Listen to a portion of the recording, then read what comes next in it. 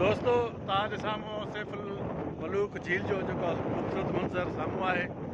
ख़ूबसूरत झील असां हुन ते पहुची चुका आहियूं ऐं तव्हांखे हुन जो मंज़र ख़ूबसूरत मंज़र ॾेखारे रहिया आहियूं। उन पाणी बर्फ़ ऐं पाणी गॾु आहे ऐं जेको बर्फ़ ॻरे थी उहो पाणी सूरत में उहो हिन नदी तरफ़ वञे थो। ऐं तव्हां ॼाण में इज़ाफ़ो कयूं त हीअ जेका झील सैफुल मलूक आहे उहा सतह समुंड खां 10,500 फुट बुलंदीअ ते आहे ऐं जंहिं सबबु हीअ झील बर्फ़ जी झील सॾी वञे थी। हीअ 2-3 महीना हूंदा आहिनि जो हुते पाणी हूंदो आहे, बाक़ी न त हीअ जेका ढंढ आहे जेके सैफुल मलूक चयो वञे थो इहा हिकिड़ी बर्फ़ जी ढंढ हूंदी आहे ऐं हिते बर्फ़ ई बर्फ़ नज़र ईंदी आहे। हाणे मौसम थोरो मटी आहे, पाणी बर्फ़ ॻरे पई ऐं पाणी जेको आहे सो नदीअ में वञे पियो, जेको नदीअ मां दरियाहनि में वेंदो। ऐं हीअ ॾिसो ख़ूबसूरत मंज़र बर्फ़ सां ढकियल हीअ ढंढ तव्हांखे ॾेखारे रहिया आहियूं। हिकिड़ो ख़ूबसूरत मंज़र आहे हीअ ढंढ जो, ॾाढी ख़ूबसूरत। ऐं तव्हांखे ज़िंदगी में कॾहिं मौक़ो मिले चो तरफ़ पहाड़नि ते जबलनि ते बर्फ़ आहे ऐं हिते जेको आहे सो पाणी आहे, बर्फ़ ॻरी पाणी सूरत में हिते गॾु थिए थो।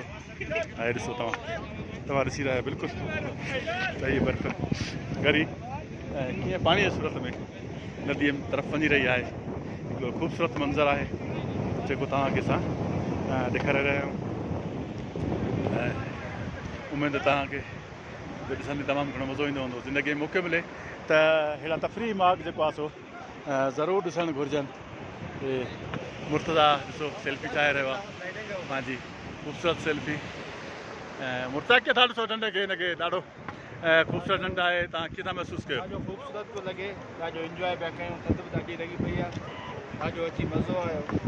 मां अपील कंदुमि पाकिस्तान रहवासियुनि खे जो ॿाहिरि मुल्क में सभु कुझु ध्यानु था कनि। पाकिस्तान खां वधीक ख़ूबसूरत ॿिए हंधि मूंखे नज़र नथी अचे। महसूसु थिए थो त असां फिर्ज जेको मथियो खानो हूंदो आहे महसूसु कयो त हुनजे जो तरफ़ बर्फ़ आहे, असां हुन बर्फ़ में आहियूं। ऐं सुहेल ॾिसो हिन बर्फ़ खे ॾिसी रहियो आहे। सुहेल कीअं था महसूसु पाकिस्तान कीअं?